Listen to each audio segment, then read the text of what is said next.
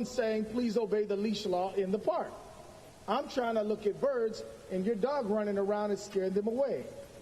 Her reaction was not, oh, you're right. Her reaction was, I'm going to use my racial privilege to get you killed.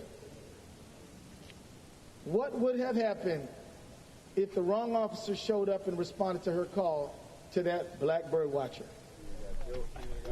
Much conversation is going on around policing today, and it should. But the police are a microcosm of our society. And the jurors who sat on the Rodney King verdict, which acquitted those officers from beating him 57 times, were members of our society. We can't just say the police. We got to reform the police. We got to completely transform the police.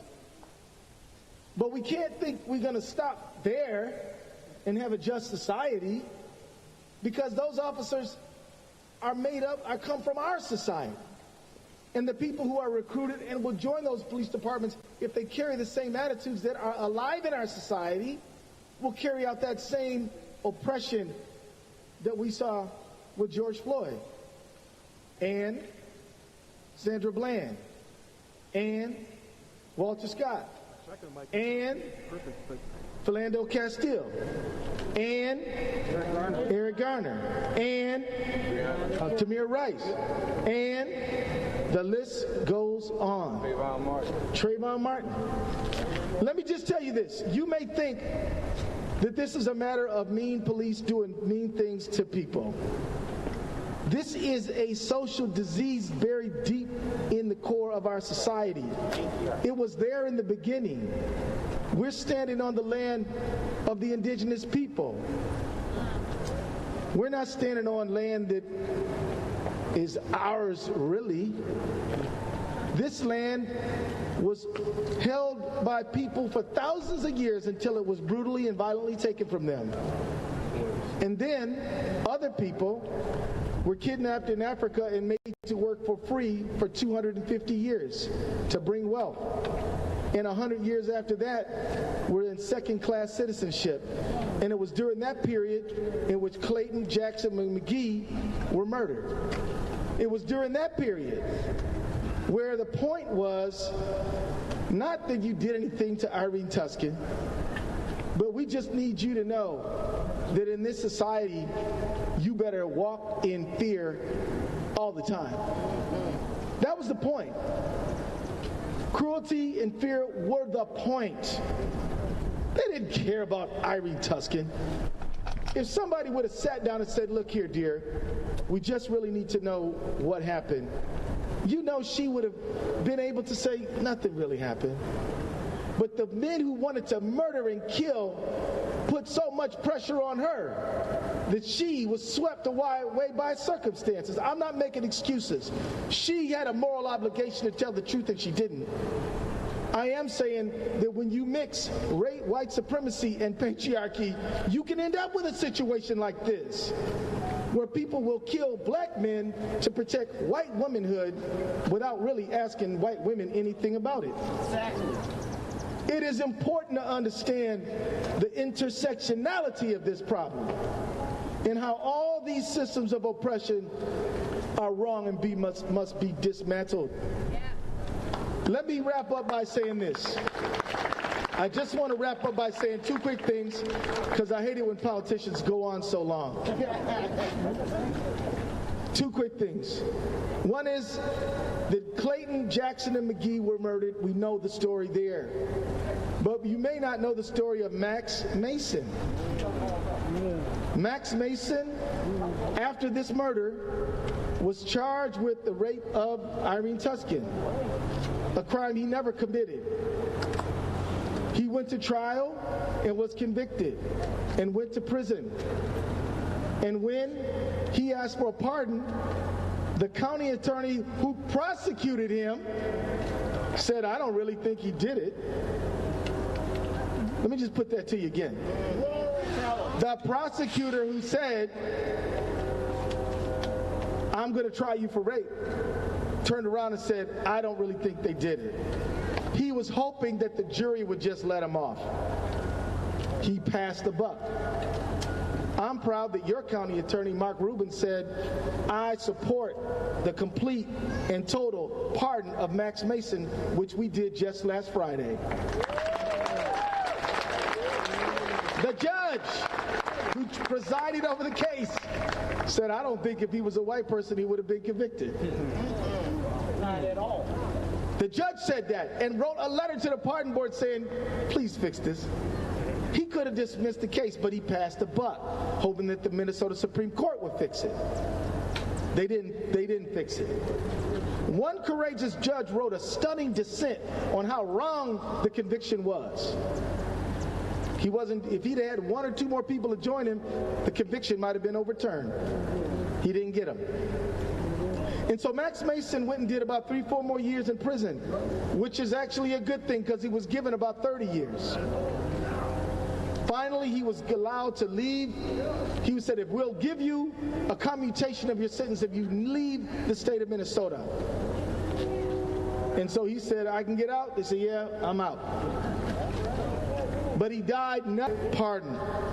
As of last Friday, he was pardoned, and Max Mason's name and honor were restored by the pardon board. Your governor, Chief Justice, and myself, your Attorney General. Let me wrap up. This is my last point. And I really mean that. I said I had 2 more points. That was my one, and now this is my last one. A lot of people are hearing the call, defund the police, dismantle the police. You're hearing this stuff. Anybody heard about this? Yeah. I don't come to this mic to make that call. But I do come to the mic to tell y'all who don't understand that to listen and to study what people are saying. They're not saying that we don't want safety. They're saying we do want safety for everyone. They're not saying that they don't want us to have security. They're saying we need to think about new systems of how to make the community safe. They're saying that if the Minneapolis Police Department has 1,700 untested rape kits and only clears about 1 in 4 rapes in the city of Minneapolis, that somebody somewhere is not doing a very good job at what they say their job is. And yet we have this train of human rights abuses, and they are human rights abuses, folks. They are human rights abuses. If this happened in another country, us fine Americans and Minnesotans would say, oh, that's a totalitarian regime abusing an insular minority. We would judge. What if it happened in China? What if it happened elsewhere? We wouldn't say, well, you know, it's complicated. We'd say that it's a human rights abuse. And we have to say that here. James Baldwin famously said, if you can face it, you can fix it.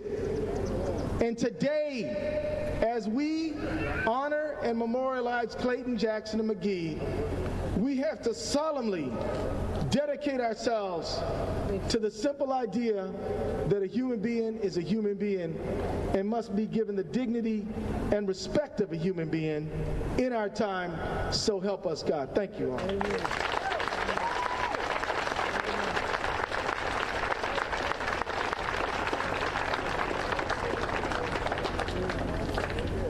Thank you, General Ellison. My name is John Thunheim. I am the Chief Judge of the United States District Court for the District of Minnesota.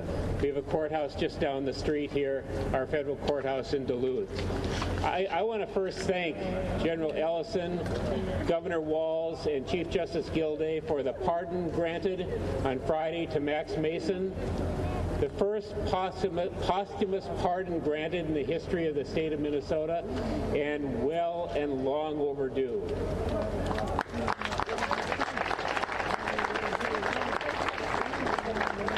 Mr. Mason was wrongfully convicted 100 years ago, and we're very happy for the strong support across the state for his pardon, especially the work done by Jerry Blackwell and Corey Gordon to support the pardon.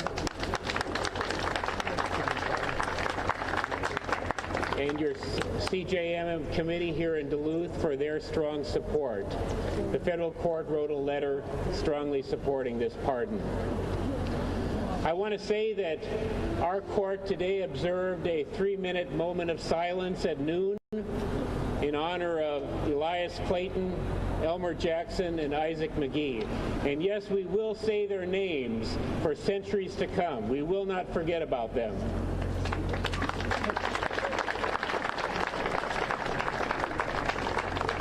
We closed the court here in Duluth for the day, and we were looking forward to a full commemoration here, a full commemoration of the tragic events of 100 years ago. We had a program focused on the rule of law, which is where we should focus our energies. What happened here was the rule of the mob, and that should never occur. It was lawless, it was brutal, and it was unforgivable.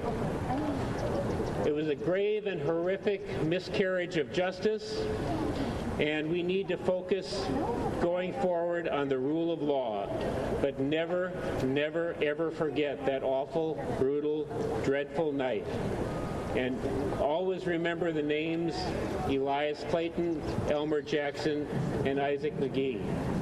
I thank you all for being here today. We look forward to a celebration a year from now with a much larger crowd. We look forward to a marker on the corner which will tell everyone exactly what happened 100 years ago. We look forward to the memorial from the Equal Justice Institute being here. And we look forward to a future of the rule of law and not the rule of mob. Thank you, everyone.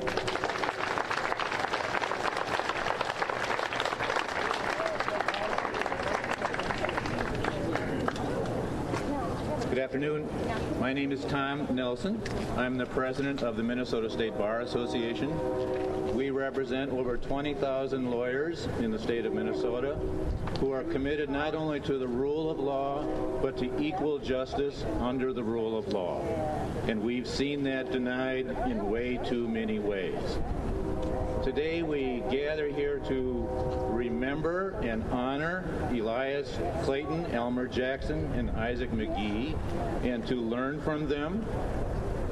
We gather to remember Max Mason and to honor him and to learn from him. And we gather to remember George Floyd and to honor him and remember him and to keep on moving forward. We will, under the rule of law, do all we can to make sure that there is equal justice under the rule of law. And as we used to say in the 60s and should say today, we will keep on keeping on. Thank you very much.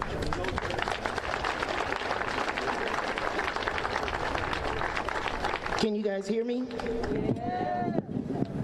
Some people in the back asked that we bring it up a little bit higher.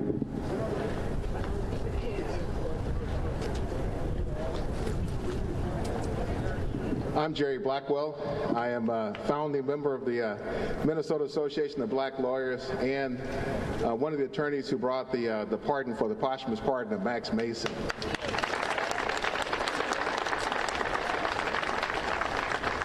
Honored to be with you today to honor this day. When we focus on the tragedy that happened at this site 100 years ago, I want you not just to think about the tragedy, the horror, the abject terror for the young men who were murdered, but the young men who thought they were going to be murdered, who were still left in the jail that night. I want you to turn your attention to the 10,000 witnesses who were there, because there's a lesson in them for us today. In those 10,000 white onlookers were police officers. Close to a dozen of them saw it, witnessed it. There were judges, saw it, witnessed it. The National Guard was having duties that weekend. They were blocks away. No doubt they were here. Saw it, witnessed it. With 10,000 onlookers who saw it and witnessed it, not one person was charged, tried, convicted of murder. When there were justice officials who were here in the audience who were silently complicitous and they saw it. I want to talk about silent complicity. All right? Silent complicity was then and is now the enemy of equal justice. Silent complicity was then and is now the enemy of racial equality. Silent complicity is itself a type of malady that infected the population then, that infects the population now. I want to challenge each of you to stand up, be counted, get in the way when you see an injustice. Get in the way when you hear somebody espousing racist viewpoints. Get in the way. Don't allow yourself to be silently complicitous. You see, so all the things that are happening out here now, the protests are good, they're necessary. The reforms we're talking about are good, they're necessary. The banners that people are creating are good. All of those are necessary, but understand that all of those things together will only address the symptoms of racism. You will only get at the root when you change yourself, when you examine yourself, right where you are, the justice that exists between your two ears, that walks on your 2 feet. What will you do? If you want to honor Clayton, Jackson, McGhie, honor this day, make a commitment to examine yourself. Go on and take the Harvard intuitive judgment bias to see if you harbor some of this within yourself. If you work in a corporation, are there fair opportunities given to the lawyers of color there? Or do you see disparity? If you see disparity, it stands in the wake of Clayton, Jackson, and McGhie. You see, the same thing that explains the type of racial hostility then is the same sentiment that explains all of this need for diversity programs, right? So if you want to commit to do something good in corporate America in honor of Clayton, Jackson, McGhie, do the things you can do within yourself, within your company, within your home, right where you are, so that we no longer have a need for diversity committees in America. To just do the right thing. Treat people fairly, treat people justly, and all the things that you do and all the angst we see and all of the national tumult that you see, let's all collectively declare that we are better than this. We are better than this. We are better than this. We deserve better. We are better than this.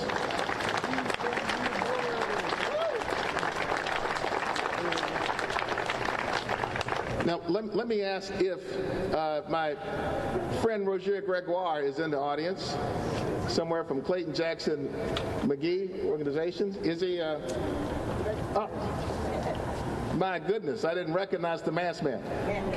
So, Mr. Gregoire, would you say a few words? Thank you.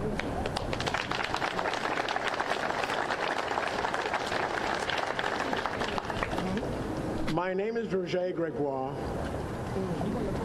I'm a member of the Clayton Jackson McGhie. I'm sorry, let me start again. My name is Roger Gregoire, the son of Faustino Gregoire and Miriam Gregoire. I'm a first-generation American. I'm a little baffled by my standing here right now, but I want to say only one thing that really is critical.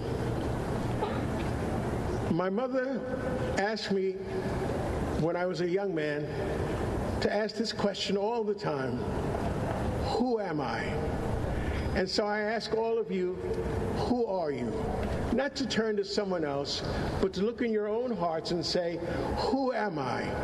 Am I a human being? That's the question about Max Mason.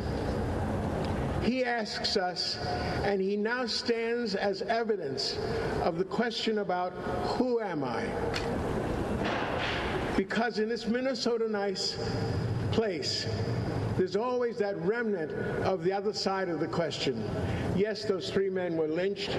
Yes, I was put in jail for how many years? But was I guilty? Was there really something wrong? Was Miss Tuscan raped? Was there a problem? Is there something wrong with being who I am as a human being? Ask that question of yourself. I'm really dumbfounded at this moment. I don't really know what to say to all of you, except to ask you to ask yourselves, not someone else, who am I? Am I a human being? Am I responsible for what I do? Am I responsible for changing? Transformation is what God gives us. The real gift is to change from who I am now to who I want to be. I ask you, please, ask yourself the question, who am I? Max Mason can't come back to Minnesota. And so I'm here asking for Max Mason, who are you? And who am I?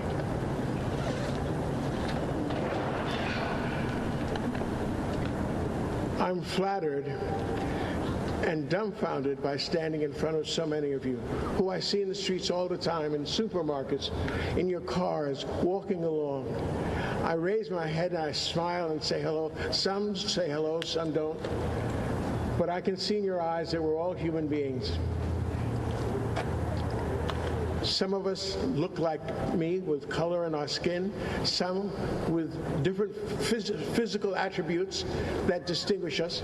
But the primary notion of being a human being is our diversity.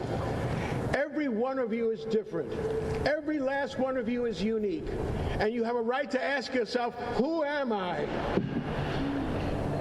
Not someone else, but who am I?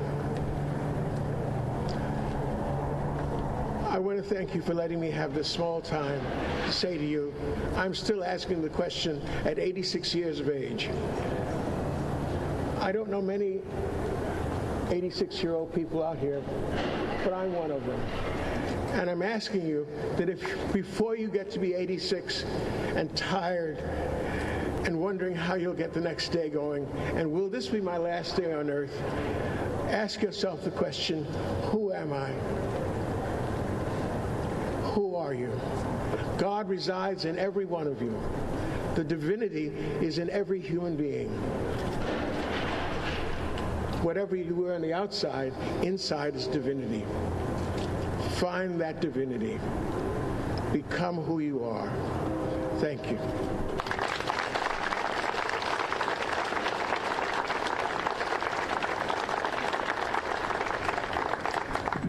Doesn't Mr. Gregoire look fantastic for what he claimed to be 86 years old? I mean, to be 86 and have as much hair as me and his is not great. It's astounding. I wanted to, before we open it up for questions, read to you the governor's proclamation, because he issued one to make this the Elias Clayton, Elmer Jackson, and Issac McGhie Commemoration Day, in commemoration of the 100-year anniversary of what happened here, just across the street. And the memorial that's behind you, that's been here for decades now, commemorating the lynching that happened here, was the first memorial of its site dedicated to the remembrance of this in the United States of America. So there's a different way in which you stand in front of history today. But the proclamation from Governor Walz, it says, whereas the right to life, liberty, and the pursuit of happiness by all individuals throughout the United States, regardless of race, creed, ability, religion, country of origin, gender, or sexual orientation, can be protected by the availability of due process of law through which the peaceful resolution of civil disputes and the maintenance of public safety are achieved, and Whereas the foundational principles of our state and nation were horrifically and inexcusably violated on June 15, 1920, when Elias Clayton, Elmer Jackson, and Issac McGhie, 3 black men, were wrongfully accused of a crime, violently removed from the city jail just down the hill by an estimated mob of 10,000 in Duluth, Minnesota, and brutally hanged from a lamppost on a city street without any due process law whatsoever. And whereas we must not allow such communal atrocities to happen again. And whereas prevention requires acknowledging such vile past transgressions, talking openly about them, educating our youth about the evil underlying such conduct, and coming together as a community to heal societal schisms and biases that only impede the achievement of a more perfect union. And whereas the Duluth-based Clayton Jackson McGhie Memorial Incorporated and the 2020 CJM Commemoration Committee, in collaboration with individuals and entities throughout Minnesota, are dedicated to ensuring continued public awareness of this atrocity and fostering needed public dialogue to heal societal divisions that lead to and result from such crimes.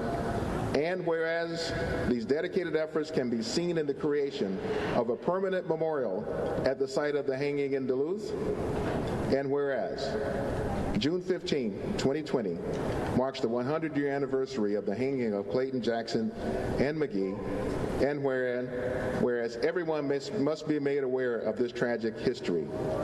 Now, therefore, I, Tim Walz, Governor of Minnesota, do hereby proclaim this day as Elias Clayton, Elmer Jackson, Issac McGhie Commemoration Day. Thank you all for coming here to honor this day. Thank you all.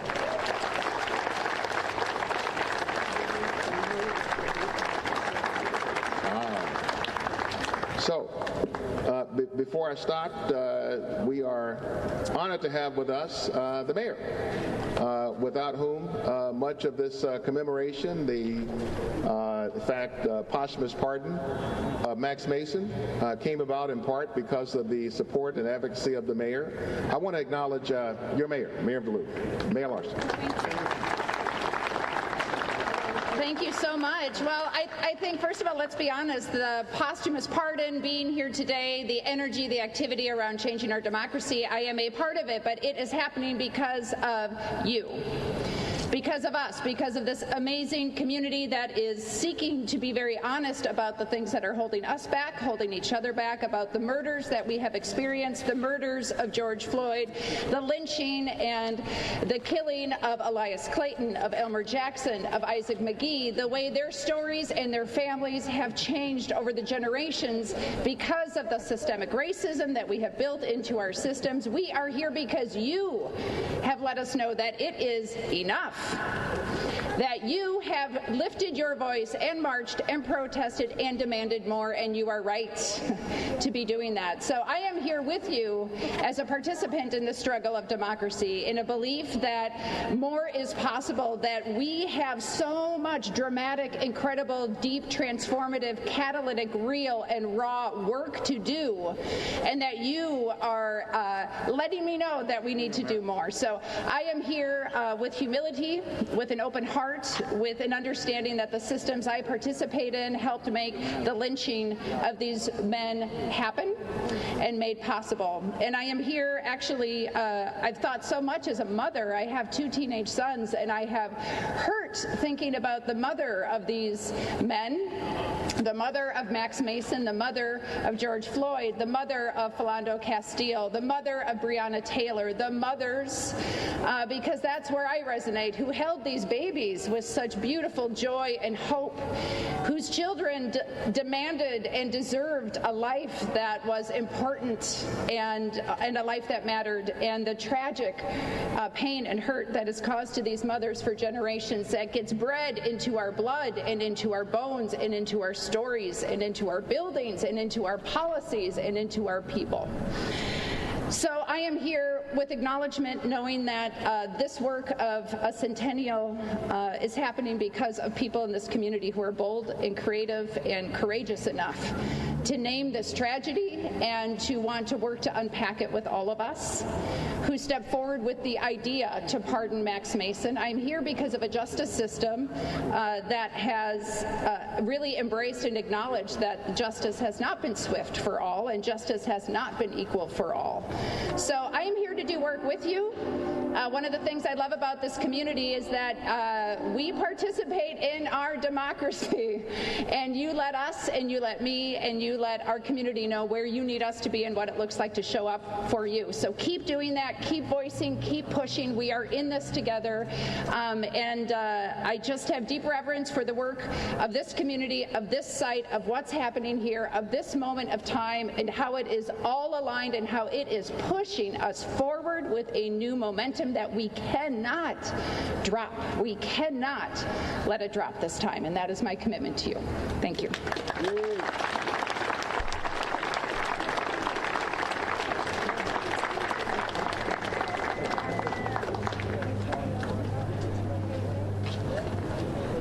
We're going to take questions here from the media. You might have from any of the persons who approached the podium. I want to acknowledge Clayton Jackson McGhie.